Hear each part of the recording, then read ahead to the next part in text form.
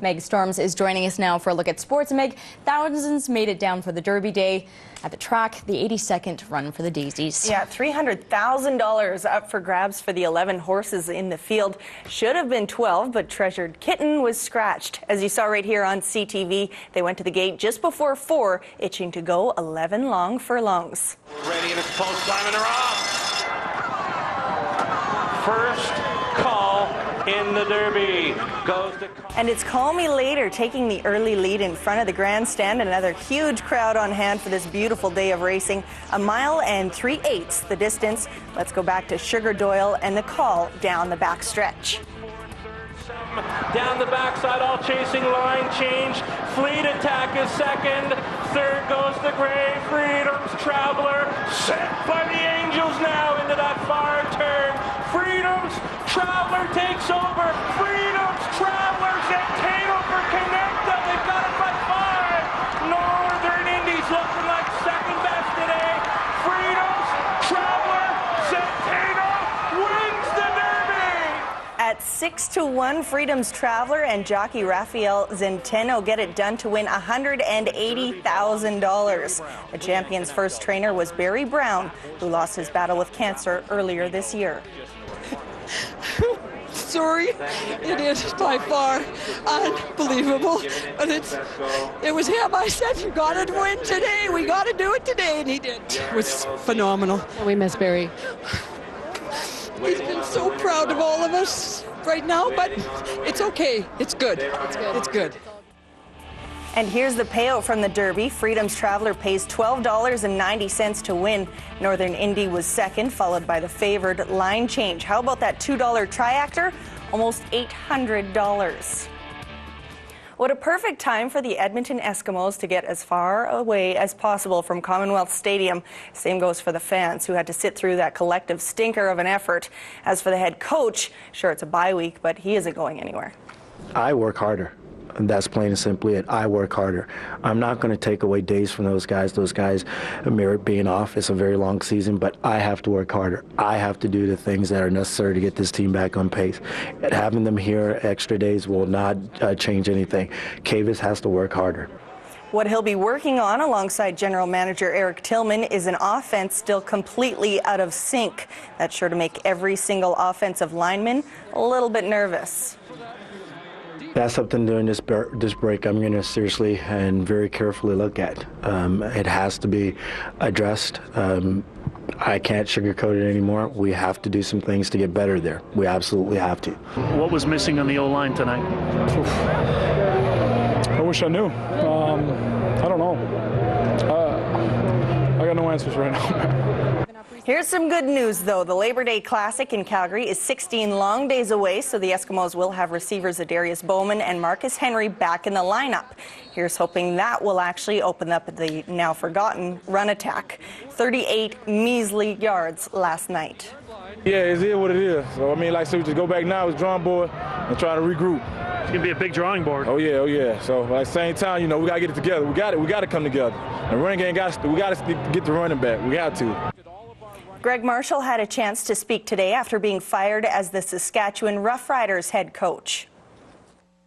Well, if you're going to make a decision, you might as well make it, you know, sooner than later. Like I said, was I surprised? Yes. Marshall was let go after getting the club off to a 1-7 start.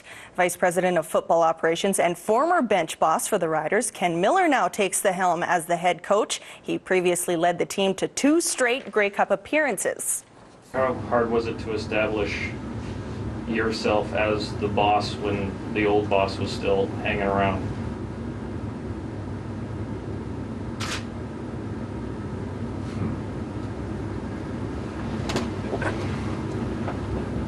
I think maybe the events of the last day may explain your question.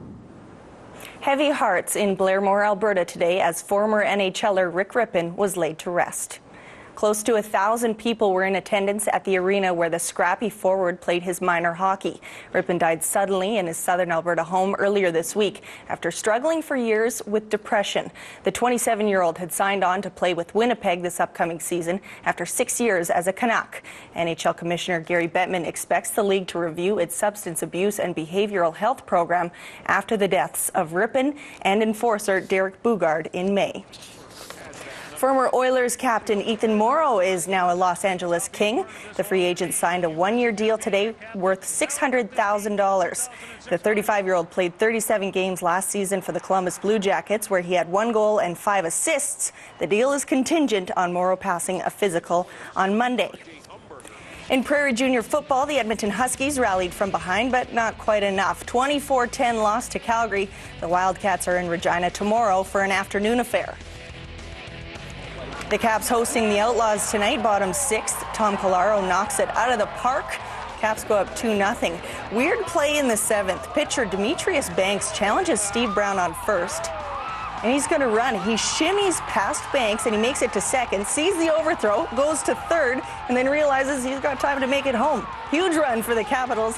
They win 3-1. Bit of a tough start for the Jays, though, in Oakland. Designated hitter Adam Lind took a pitch near his wrist. He did not continue, and the Jays were already without slugger Jose Bautista, who scratched due to tightness in his neck. Edwin Encarnacion up in the first. Line drive gets Eric Thames home. That puts the Jays on the board, but this is the only run we're going to see from the Jays tonight. The A's are quick to respond. Same inning, and Hideki Matsui lines went to Thames in left field. Cliff Pennington scores. Tied game. Bottom 4th. Jays in perfect position to make the double play, but it cost them a run. A's go up 2-1 and end up taking it 5-1. Over to the PGA, third round of the Wyndham Championship, 15th hole. Carl Peterson with a gorgeous tee shot on the par 3. He's going to birdie this. That moves him from 34 spots back to tie for the lead at 12 under.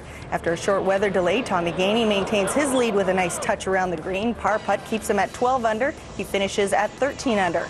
Ernie Els at 11 under on the 11th. The Big Easy places it to within a couple feet and would sink the putt. He finishes at 10 under. Webb Simpson had 4 birdies and an eagle in the last 6 holes to finish as your solo leader at 15 under. Coming up! TSN's Craft Celebration Tour rolled into Devon today, with the first stop being at the famous Florida Pizza Restaurant. There was no hesitation for Jay Onright and Dan O'Toole to get in the kitchen. What happened is we tweeted Jay and Dan up and told them, hey, come to Float By, we'll get you guys some food. And they tweeted us back, said, make sure you watch the show tonight. We got a response on the show, and then it's cool to see them here live. Pretty cool. It's gonna be tasty. You don't look like you believe me, but you will. You will. Devon will be awarded $25,000 for their new bike park. Look at that. You can't lose if you have Greek salad in the mix. Alberta got lucky. Those are some pretty entertaining guys. Sounds great. Thanks very much, Meg. Thank you.